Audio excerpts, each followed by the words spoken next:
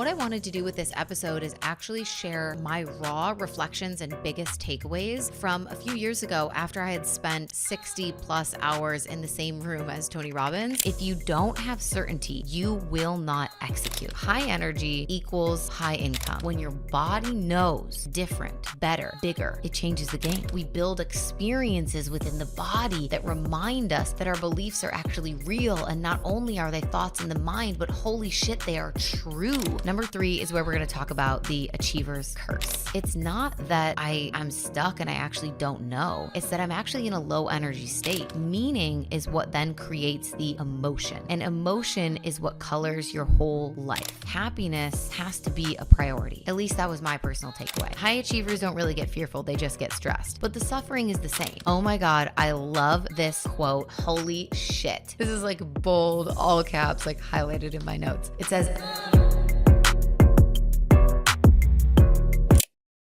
what's up, you guys? Welcome back to the podcast. If you are tuning into this episode during the holiday season when it's set to go live, then happy holidays, Merry Christmas. I hope you are enjoying the holiday season, taking some time for yourself. But I also know that this time of year is very weird. Sometimes it feels like we're in the twilight zone, like we're in that in-between period of the year is like kind of ending and it's winding down, but like the new year hasn't necessarily started, or like you don't feel like you're fully in gear yet. And so we can kind of just be in this like state of, I don't know, sometimes confusion, sometimes melancholy, sometimes hustle, like depending on how your year went, you might be like, wow, that was the best year of my life. Or you also might be like, wow, thank God this year is ending because that was a lot. Like it was just a lot to handle. It was a lot to hold. And you also might be in this stage where you're like, I'm still trying to figure out like what my sights are set on for next year and who I want to be and where I'm going. And so, yeah, if you're also feeling like you don't have everything fully figured out yet and you're not like hitting the ground running and know exactly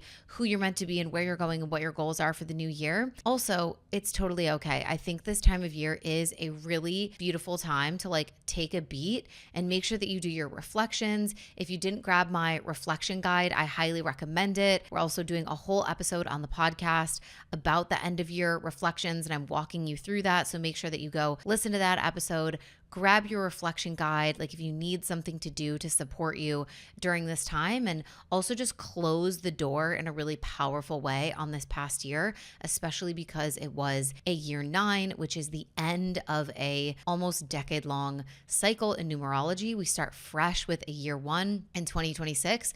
So yeah, I think it's a really important time of year to just allow yourself to do some self-reflection, some introspection. And what I wanted to do with this episode is actually share an audio with you guys of basically my raw reflections and biggest takeaways from a few years ago after I had spent 60 plus hours in the same room as Tony Robbins at his infamous event, Unleash the Power Within. Because when you go to events like this, you can walk in with any level of conviction, excitement, hustle, knowing where you're going, or uncertainty, confusion, feeling like you're pivoting. It doesn't matter what you come into the room with. When you hear these lessons and you really download these takeaways, you walk out feeling some level of freshness. You walk out feeling renewed. You walk out feeling hopeful. And so I wanted to bring some of that energy to this time of year where we are in the twilight zone, and I think that's what we need. So I hope you enjoy this episode. Inside, you're going to hear me talk about like the key to really getting out of an energy of stuckness or stagnation, if that's resonating with you at all. We're going to talk about how to build more certainty around your next move, how to prime your body to listen to your innate knowing and shut out the noise from any naysayers in your life, why uncertainty breeds inaction and keeps you trapped in lower timelines, the 3 decisions that you are subconsciously making at every moment of your life and what that's doing. We also talk about the achiever's curse, what it is and how to integrate it, the subtle dance between the science of achievement and the art of fulfillment, and the formula for a high fulfillment life. So I hope you guys enjoy this episode. I hope it supports you during this time of year, and let's get ready to have the most magical 2026 together. I cannot wait. Thank you guys for closing the year with me, for starting the new year together. I love you so much, and let's dive into this episode. Welcome to the Make Shift Happen podcast. I'm your host, Samantha Daly, entrepreneur, life coach, and your no BS bestie, here to bring you all things mindset, manifestation, and personal development. This podcast is designed to help you expand your mind and up-level your life. So turn the volume up and roll the windows down if you're coming along for the ride. Let's go make shift happen.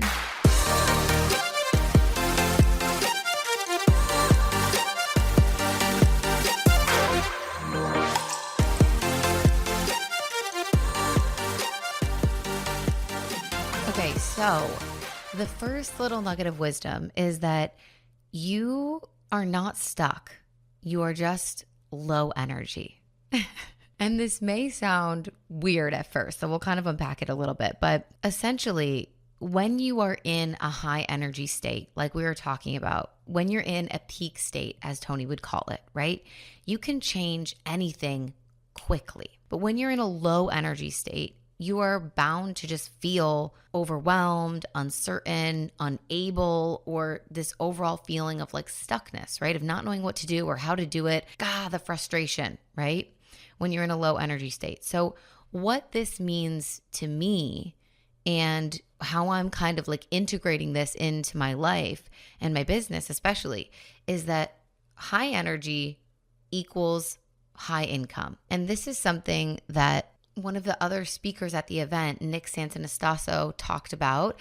He is an incredible man. He has a rare condition where he has no legs and he only has one arm. And his story is just one of pure resilience and inspiration, obviously. But he's also really talented in so many other things. And anyway, he was talking about this as well, this idea of high energy equals high income. And when you have high income, you have high impact, or you're able to have high impact, right? It depends what you do with your money. But all of us here listening to this podcast, we're going to assume you're a great person, you're heart-centered, you want to do good things in the world. The reason that you would want to be rich or wealthy is so that you can live an amazing life, obviously. Yes, give yourself beautiful things and beautiful experiences, take care of your family, but also help others and really truly be in a state of overflow where you can afford to help others in a big way. And so if we have high energy, we can have high income. And if we can have high income, then we can have high impact. And if we can have high impact,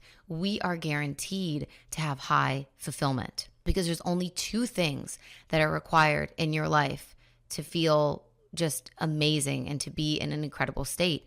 And that's growing and giving. And so if we are following this formula of high energy equals high income equals high impact equals high fulfillment, well, of course, throughout that journey, we're going to be growing and we're also going to be giving. So we are going to be deeply happy and fulfilled in our lives. And so this just reminds us again that we have to take care of our energy in both the micro and the macro, right? We talk about taking care of our energy in so many ways, but really thinking about this from, what are the small things that you can do to really guard, protect, shape, increase your energy? And also, what are the bigger parts of our lives that also impact our energy? So it's not only about the small things like the things that you do on a daily basis that determine your energy, right?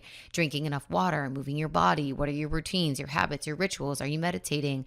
Are you journaling? Not that you have to do all of those things, but those are just examples of some things that people do in the micro to kind of take care of their energy on a daily basis, right? It's not only those things, it's also our workplaces and our relationships and the social settings that we put ourselves in and the coaching containers that we put ourselves in. All of that stuff also helps us get back to that high energy state, or they can suck the life out of us if we're not discerning and careful about where we're sharing our time and space with, who we're sharing our time and space with. And so looking at how you're taking care of your energy in both the micro and the macro, that's kind of what I am taking away from this overarching message of you're not stuck, you're just low energy, is looking at, okay, if I'm feeling stuck or I'm more inclined to be like frustrated or feeling stuck in my head, overwhelmed, feeling like it's hard to just take the next move or not knowing what the right step is or I can't take action,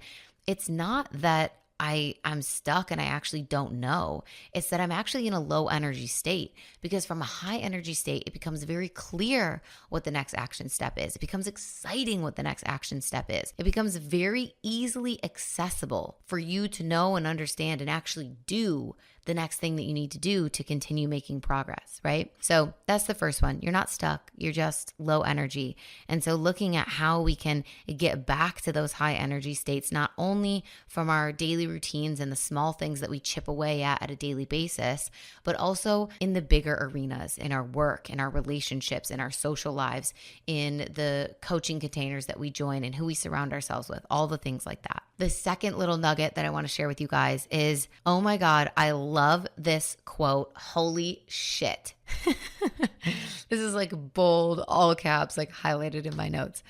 It says, a belief is a poor substitute for an experience. And if we have no greater context, we might be like, okay, maybe that didn't shake your soul right now, me just reading that quote. But when you really think about it, a belief is a poor substitute for an experience. To me, this means that we can consciously think something, we can consciously believe something, but until we actually develop an experience around it, we will still have levels of uncertainty and doubt. A belief is a poor substitute for an experience.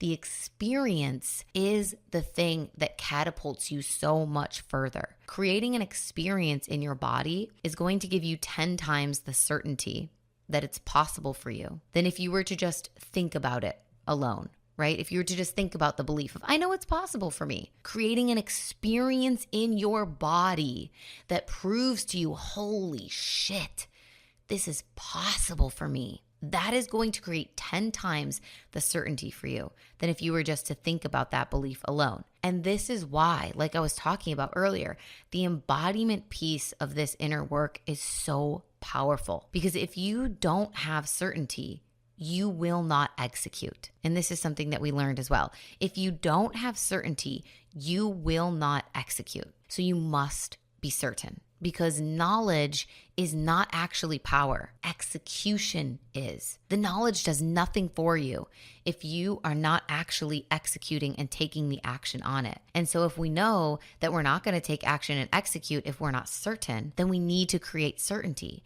And how do we create bigger, stronger levels of certainty? We build experiences within the body that remind us that our beliefs are actually real. And not only are they thoughts in the mind, but holy shit, they are true.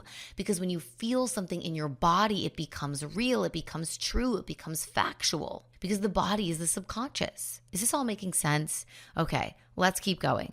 So when everyone else tells you no about something, you will already be primed and ready to listen and follow your own knowing instead of the no's from other people.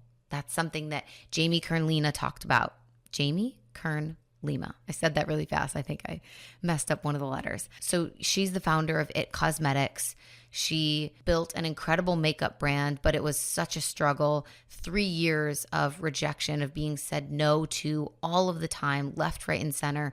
Nobody wanted to stock her products. They didn't believe that she could sell makeup with real people, with images of real skin, women that have skin conditions, rosacea, acne, women that are overweight, that are old, that have wrinkles. That was her mission. That was her knowing, was that was the way to sell her makeup brand. And everybody said no. Everybody said that it wasn't possible. Everybody turned her away over and over and over again until she was basically on the verge of bankruptcy, had no money left, until she finally got her first yes. And she was able to share her makeup products on QVC. They sold out. And from there on, she kind of built up this brand. Eventually, L'Oreal bought her for $1.2 billion in cash. And now she is, one of the most powerful female CEOs. She's a billionaire, all of these things. She talks about listening to your knowing instead of the no's. So when we're creating this experience in the body, it allows us to actually already be primed and ready to follow that knowing instead of listening to the no's. If all we've done is the mindset work, if all we've done is worked on, the mental plane, we are more likely to get sucked into the doubt, to the frustration, to the imposter syndrome, to people saying no, to saying that's not possible. You can't earn that much money. This is your industry. This is what you're set at. This is what everybody else is charging. That's all you can make. We're more likely to get caught up in that narrative if we have not created this certainty in the body, right? Are we following? And so lots of people will tell you that the wealth or the success or the impact that you want to create is unrealistic. And it might even be you that's telling yourself that. You might have those stories of, oh, well, this is my job and this is how much people earn in this industry and this is just the way it is, or I don't have a degree, or I do have a degree, but this is all that I can earn and I'm capped at this amount and all of my peers are only doing this and that's what I'm limited to, right? Lots of people, including yourself, are probably going to tell you that, your dreams or goals for the wealth that you want to create or the success or the impact or whatever it is unrealistic, or that it's not possible. But when your body knows different, better, bigger, it changes the game, because uncertainty is what breeds our inaction, right? If you've ever really wanted to build a business or quit your job or start something new or literally do fucking anything and you didn't do it, the reason that you didn't do it was probably uncertainty, because you were like, I don't know if it's going to work, or I don't know what people will say, or I don't know if I'll make money, or I don't know if that's a good idea, or I don't know if my parents will support me, or I don't know what my friends will say, or right? It's uncertainty. It's uncertainty that keeps us trapped in this vicious cycle of wanting to do things and then not fucking doing them. And so if we are only working with the mind, we are more likely to succumb to that pattern, to the doubt and the fear and the uncertainty. So this takeaway of a belief is a poor substitute for an experience is so powerful, because it just reminds us how important the experiences are. Get this, think about it in terms of like retreats or in-person events, right? Have you ever learned something through a book or a podcast or even like a coaching program or something of that nature? And you've learned it and you know it, right? Consciously, but you don't actually know it in your body. Right? It's two different things. Knowing it and embodying it are two very different things. And so you may have learned it somewhere and you know it and you talk about it and you think that you're being about it in your life, but then you go and you have some sort of immersive in-person experience of some kind. You go to a live event, you go to a retreat, you do an in-person VIP day with your coach, something that gets you like in an actual experience. And then you're like, whoa. Or you go to Tony Robbins, right? We can take my weekend as an example. And it's all the things that you already knew and that you already talked about and that were already in your mind, but now you fucking know it. Now it's in your soul. Now it's been implanted in your body. It is deep in your bones and it has become unshakable. It's so much stronger. So it was huge for me, right? A belief is a poor substitute for an experience. And that's why in so much of the work that I do, I'm obsessed with creating experiences. I love using music and movement and getting the body involved. And then number three is where we're going to talk about the achiever's curse. So this is something that Tony gave us. And he said, there's 3 decisions that we're making at every moment that we're alive. The first one is, what am I going to focus on? The second one is, what does it mean? And the third one is, what am I going to do? Those 3 things. Every moment that we're alive, we're making these 3 decisions. What am I going to focus on in this moment? What am I going to make it mean? And what am I going to do about it, right? And so the first question, what am I going to focus on? What we know is that where you focus creates a feeling. And so whatever you focus on, you will feel, regardless of if that thing was true or not, right? So if you focus on the fact that someone pissed you off or was rude to you or crossed a boundary or is being mean or nasty or whatever, if you focus on those things, you are going to create the feeling of anger or judgment or frustration or resentment, regardless of if what actually happened or what you're saying happened, right? Because a lot of times we're interpreting things, well, all the time, we're interpreting everything through our reticular activating system. It's running through this filter. And so if we're looking for reasons to be upset, we're going to constantly feel upset, even if those reasons that we think are reasons weren't actually factually true, or in reality or in somebody else's reality, they happened in a different way than how you perceived it or how you felt it, right? So whatever you focus on, you're going to feel, regardless of if it's true or not. So where you put your focus is very, very important. And the second one about what does it mean? Meaning is what then creates the emotion. And emotion is what colors your whole life. So this is something that was so crazy that he said that just you kind of, it's like one of those mind fucks, right? And he said this a lot. So we had a lot of time to kind of like think about it over and over again. But basically he said, you're not experiencing life right now. None of us are actually experiencing life. What we are experiencing is what we choose to focus on and the meaning that we give it. And then that is what we call life. But none of us are actually experiencing life. We're experiencing what we individually choose to focus on and the meaning that we provide to that thing. And then, of course, how that makes us feel. And then the last question, obviously, is what are you going to do about it? Because that's the next thing. Okay, I focused on this thing. I created this meaning. It made me feel this way. And now what's my next step? What's my next action? And so then he asked us these 3 questions, right? What do you focus on more? Returning to question 1, what do you focus on? What do you focus on more? What you have already or what's missing? What do you focus on more? What you can control or what you can't control? What do you focus on more? Your past, your present, or your future? And again, it would be very easy for all of us who are in this work and really thrive off of personal development content to know the quote unquote right answers to these questions, right? Like, what do you focus on more? What you have or what's missing? What I have. And what do you focus on more? What you can control or what you can't control? What I can control, right? And I'm totally in my present all the time. It's very easy to know what the quote unquote right answers are, but it's more important to just actually be fucking honest with yourself. And so it was interesting. He was talking about high achievers, and he said high achievers tend to focus on what's missing, what they can control, actually, and the future. This is the combination of a high achiever. Someone who's looking for the gaps of like, okay, what's missing in my life or in my career or in my business, and how can I fix that, right? They are focused on what they can control, what's within their control, and they're obviously looking outward to the future of the outcomes that they want to create in the life that they want to live. That's the recipe for high achievers, right?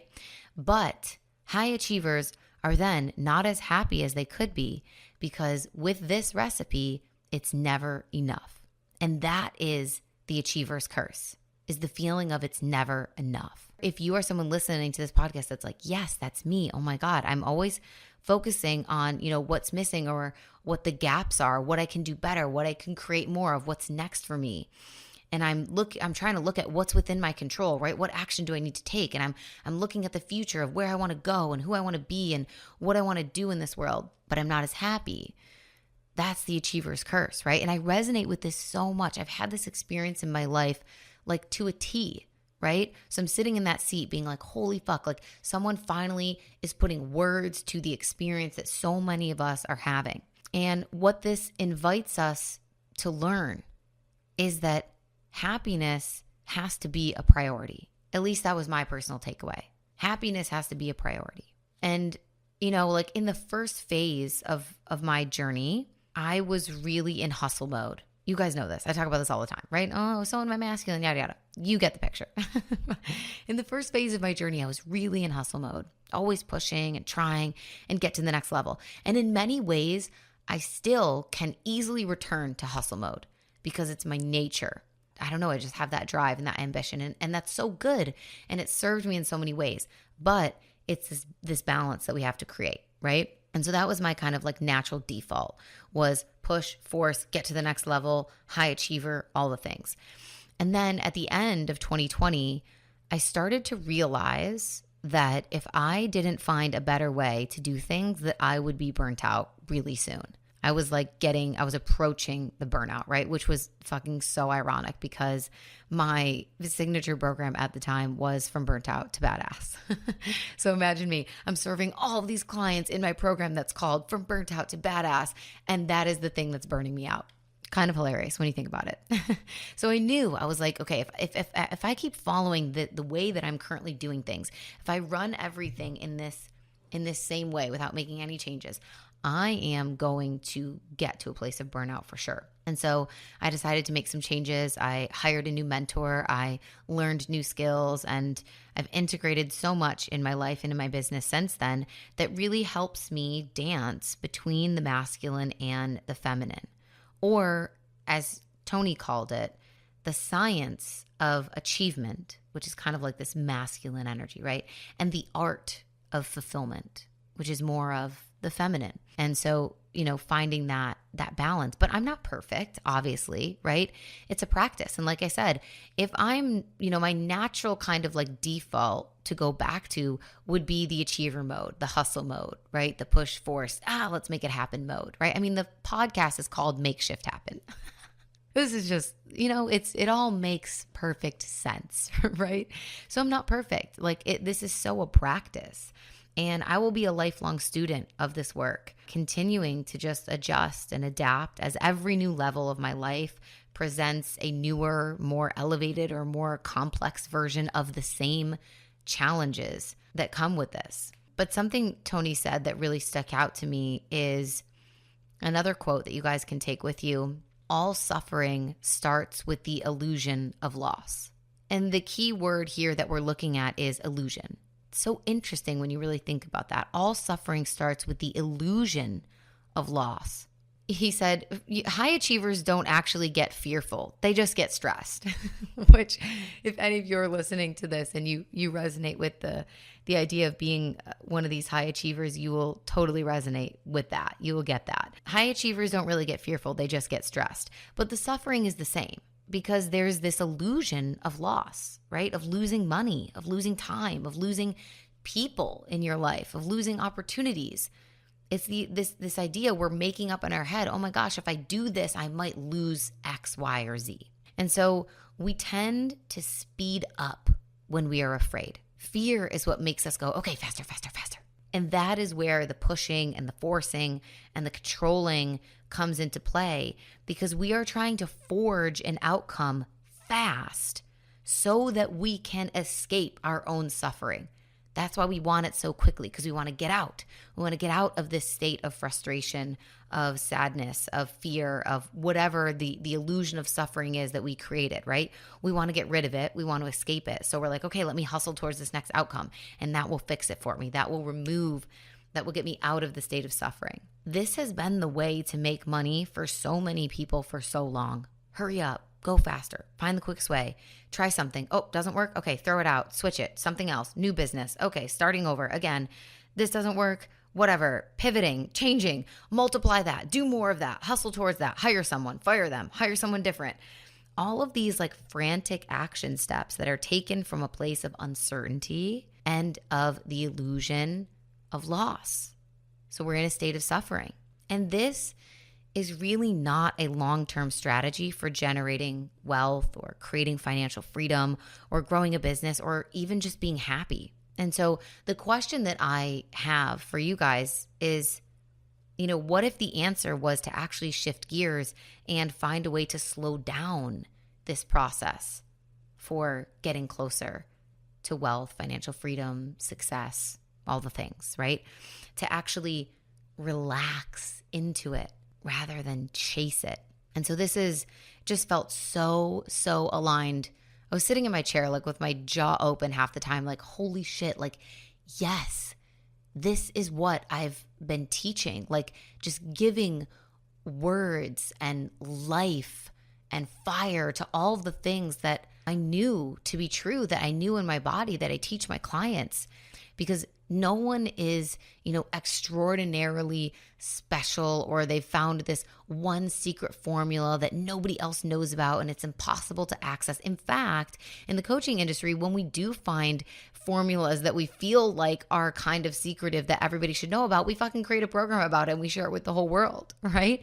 And we give access to it for everybody, right? What you're seeing other people create that you would like to have in your life as well is the proof. It's all the proof that you need that it's possible. And then also, because I was so deep in the event and I was away from my phone, and we also had like no phone service, and my phone died literally every day while we were there. Oh my God. Funny story. Jaime actually called the police the first day that we were there because he hadn't heard from me in like hours and hours and hours and hours and hours. And it was like 1 a.m. and he was like panicking and I hadn't posted stories and he was like starting to freak out. And it's because there was such shitty service inside the convention center, likely because there's 10,000 people in there trying to use their phones. And also my phone died and we were there until almost 2 a.m. on the first night because that was the night that we did the fire walk.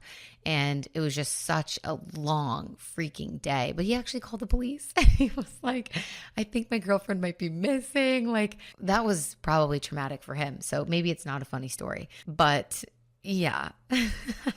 I don't know where I was going with that. Thank you guys so much for tuning into the podcast. I hope you loved this one. So many nuggets. I'll definitely, like I said, I'm going to be integrating everything that we learned and actually like implementing it into my life, into my business. And I'm sure so much of what happened this weekend will come through in my future content and podcasts and programs and with my clients and all of that stuff. So I'm really, really, really excited to share. It was such a beautiful experience. Thank you guys for following along also on stories. Everybody was like so encouraging and just so excited for me to be there. And I love seeing that, like just having people in your community that are actually happy for you and excited for you and are lifting you up and they're feeling the energy through the screen and, you know, they're living the experience kind of vicariously through you and cheering you along the way. It was just so, so beautiful. I'm so grateful to each and every one of you. Seriously, if you guys listen to this podcast, like I pray for you. I think about you. I set intentions for you. I love you so much. I really hope that this show